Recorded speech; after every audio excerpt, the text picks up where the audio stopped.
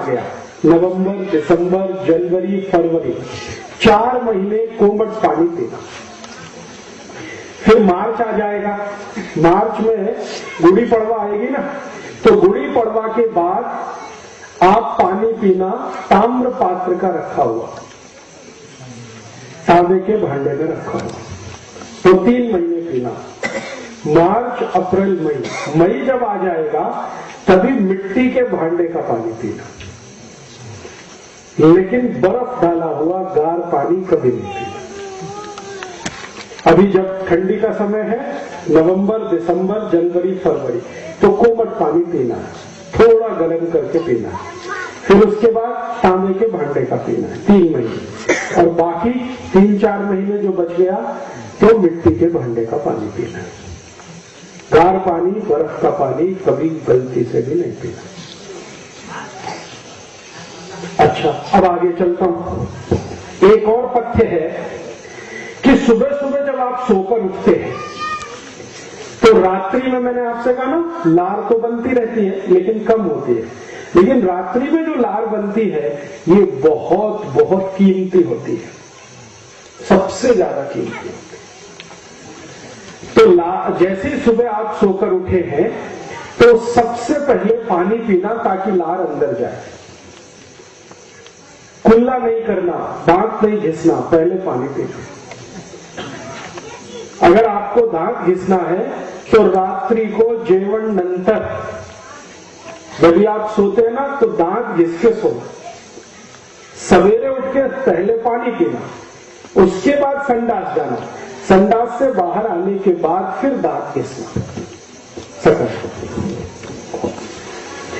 तो इसमें क्या होगा, रात्रि को जो लार मुंह में है वो इधर उधर जमा रहती है, इधर जमा हो जाती है, इधर जमा होती है, तो फिर पानी पिएंगे, ऐसे करके पी लीजिए उसको, तो सब अंदर चली जाए। और सवेरे सवेरे उठ के ही पानी पीना है, तो कितना पानी पीना, तो इसके लिए पथ्य है कि कम से कम 3 गिलास पीना। तो आप कहेंगे ये तो बड़ा मुश्किल कहा है 3 गिलास से, तो इसके लिए ऐसा करिए कि आप 1 गिलास से शुरू करिए, अभ्यास करिए। कल 1 गिलास पीजिए, 2-4 दिवस 1 गिलास पीते रहिए, फिर 1 गिलास से 1.5 गिलास कर दीजिए, फिर 2-4 दिन बाद 2 गिलास कर दीजिए, फिर 2.5 गिलास कर दीजिए, फिर 15-20 दिन में 3 गिलास पीने लगे। और 3 गिलास पानी पीकर फिर आप संडास जाइए, तो संडास में बैठते ही आपका पोट साफ हो जाएगा। और मेरा एक सूत्र है, वो आप हमेशा याद रखें। कोई व्यक्ति अगर ये सोचता है कि मैं निरोगी हूं, स्वस्थ हूं, या रोगी हूं, बीमार हूं, तो इसका क्या तरीका है जांच करने का? तरीका बहुत सरल है। संडास घर में जिस व्यक्ति को जितना कम समय लगता है वो उतना ही स्वस्थ है। अगर आप संडास घर में गए, 5 मिनट के बाद बाहर आ गए, आप स्वस्थ हैं, और आधा घंटे के बाद आ रहे हैं, 30 मिनट लग गया, तो बीमार हैं। बढ़िया फॉर्मूला है, इसमें कुछ जांचने की जरूरत चाहिए।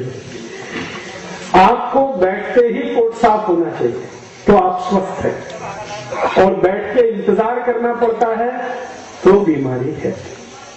और वो बीमारी अगर ठीक नहीं किया तो वही बवासीर, मूलव्याध, बगंदर, अल्सर, पेप्टिक अल्सर, कैंसर, ये सब रोगों में बदलेगी वही बीमारी।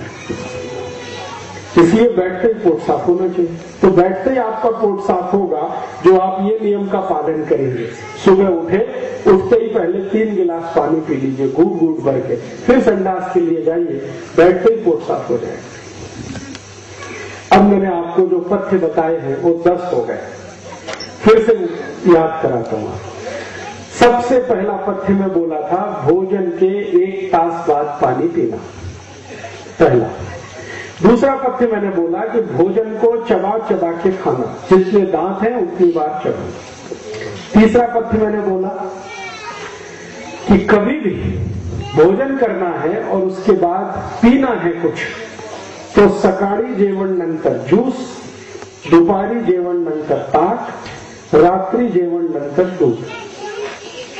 चौथा सूत्र मैंने बोला कि पानी कभी भी पीना हो तो घूट घूट भर के पीना, पिट पिट पिट पिट पीना। आगे का सूत्र मैंने बोला कि गार पानी कभी नहीं पीना, ठंड पानी कभी नहीं पीना, कोमट पानी पीना अभी सर्दी के दिन में। और जब थोड़ा गुड़ी पड़वा से गर्मी शुरू होगी तांबे के भांडे का, और जास्ती गर्मी होगी तो मिट्टी के भांडे। फिर मैंने नियम बताया कि सकाळी उठते ही सबसे पहले पानी पीना, उसके बाद आपको संडास में जाना। ये कुल मिला के अभी 10 सूत्र हो गए। आपके समझ में आ गए? नहीं आए हो तो पूछिए। बराबर समझ में आया? आपको पीछे समझ में आया? आपको समझ में आया? सबको समझ में आया? आगे बढ़ू? नहीं आया हो तो पूछ लो अभी। अगर समझ में आया तो मैं आगे बढ़ता हूं, नहीं तो अभी पूछो प्रश्न। बराबर समझ में? चलो अब आगे बढ़ता हूं।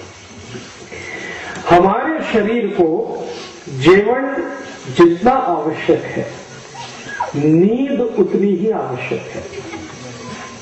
निद्रा, झोंक बहुत आवश्यक है। झोंक, और अगर झोंक अच्छी नहीं है तो कम से कम शरीर में 50 रोग होते हैं अगर झोंक अच्छी नहीं है। जिनको भी अच्छी झोंक नहीं है उनको सबसे पहला रोग शुरू होता है डोके दुखना, आंख दुखना, मांडी दुखना, कंधे दुखना। और जास्ती दिन झोंक अच्छी नहीं आएगी तो और भी खतरनाक रोग होते हैं। और उनमें से एक तो रोग इतना खतरनाक होता है, मिर्गी के दौरे पड़ना, अपस्मार होना, एपिलेप्सी होना। ये सब रोग झोंक अच्छी नहीं होने के हैं। तो आयुर्वेद ये कहता है कि जीवन इतना अच्छा, झोंक उतनी अच्छी, झोंक भी अच्छी होनी चाहिए। आप बोलेंगे अच्छी झोंक कितनी होनी चाहिए? उसका नियम ये है कि आप अगर खेत में काम करते हैं, काश्तकार है, शेतकरी है, तो कम से कम आपकी झोंक 7 से 8 तास होनी चाहिए। कम से कम 7 तास, जास्ती से जास्ती 8 तास, इतनी झोंक आपकी होनी चाहिए। अगर खेत में काम करते हैं, काश्तकार है, शरीर का काम करते हैं। कोई लोग अगर मजदूरी करते हैं तो उनको भी 7 से 8 तास की झोंक होनी ही चाहिए। शरीर का जितना ज्यादा मेहनत है उतनी ज्यादा झोंक होनी चाहिए। और अगर खाली मानसिक काम करते हैं, दिमाग का काम करते हैं, पेन चलाते हैं, कागज पर लिखते हैं, जैसे बैंक में आप काम करते हैं, बैंक में शरीर का तो कुछ काम नहीं है, कुर्सी पर बैठे, मेज पर रजिस्टर, उसमें लिखना। तो ऐसे लोग जो शरीर का काम नहीं करते, जैसे टीचर है, क्लास में खड़े खड़े पढ़ाना है, या बैंक में काम कर रहे हैं, या तो किसी ऐसी कंपनी में काम कर रहे हैं जहां मेज कुर्सी पर भी बैठना पड़ता और कुछ नहीं, तो ऐसे लोगों की कम से कम झोंक 6 तास होनी चाहिए, जास्ती से जास्ती 7 तास होनी चाहिए। माने किसी भी स्थिति में 6 तास की झोंक तो होनी ही चाहिए और जास्ती से जास्ती 8 तास की होनी चाहिए। ये किसके लिए है? बड़े लोगों के लिए। बड़े लोगों से मतलब जिनकी उम्र 60-70 साल से लेकर 25-30 साल के बीच में, उनके लिए।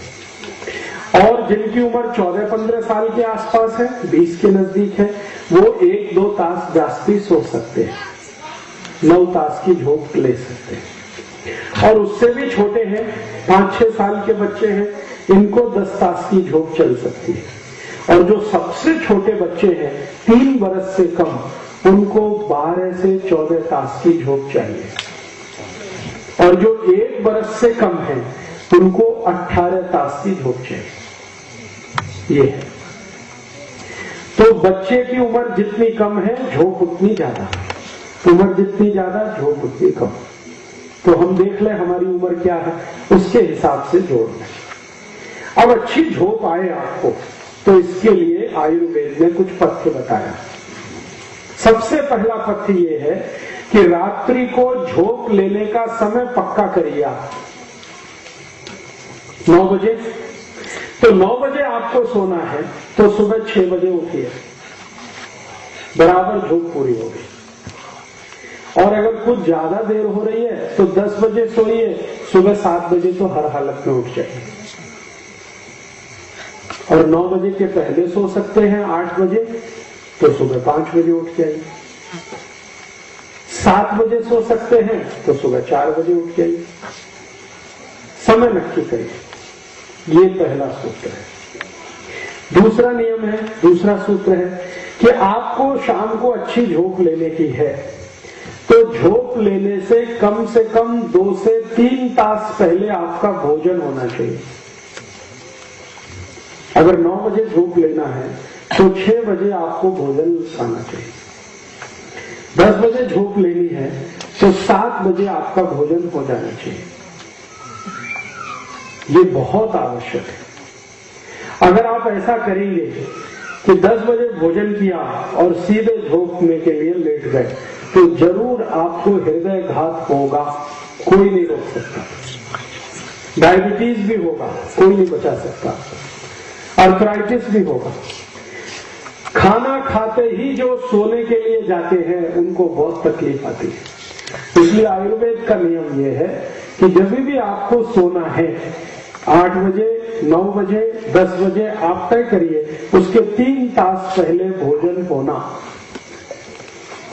ये है। मैं तो आपको एक सरल नियम बताता हूं कि शाम का भोजन आप उस समय कर लीजिए जब सूर्यास्त होता है। सूर्यास्त का समय जो है ना, शाम का भोजन कर लीजिए, फिर उसके 2-3 तास के बाद आप सो सकते हैं। तो ये नियम है। और दूसरा है कि आप जब सोने के लिए जाएंगे तो आपका जो सिर है और जो पांव है, इसको किस दिशा में रखना, ये बहुत महत्वपूर्ण है। तो जो सूर्य की दिशा है, सूर्य की दिशा माने पूर्व दिशा, पूर्व दिशा में हमेशा आपका सिर रहना चाहिए और पश्चिम दिशा में आपके पांव रहने चाहिए। ये है नियम। पूर्व में सिर, पश्चिम में पांव।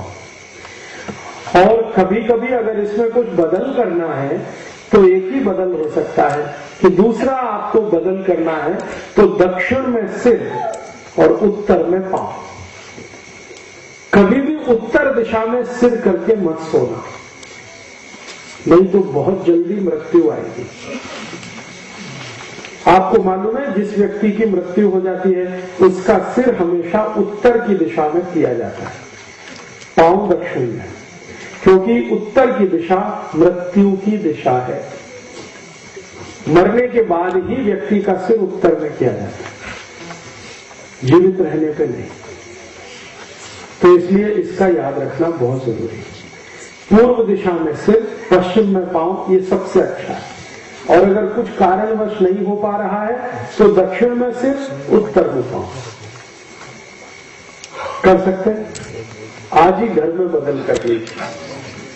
आपके घर का जो बिस्तर है, अगर आप चारपाई पे सोते हैं, पलंग पे सोते हैं, तो उसका सिर पूर्व दिशा में कर लीजिए। जमीन पे सोते हैं तो सबसे अच्छा, कभी भी आसानी से बदल किया जाता है।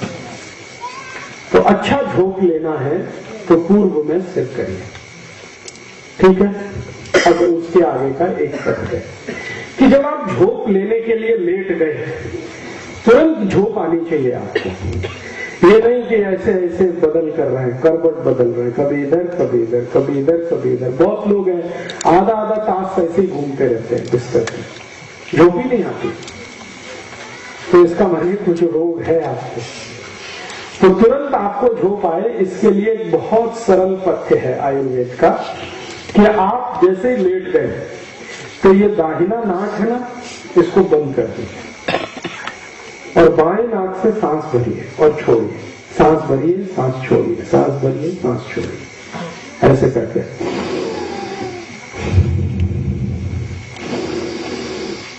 बस 2-3 मिनट अगर आपने ये करना शुरू कर दिया, बहुत अच्छी झोंक है।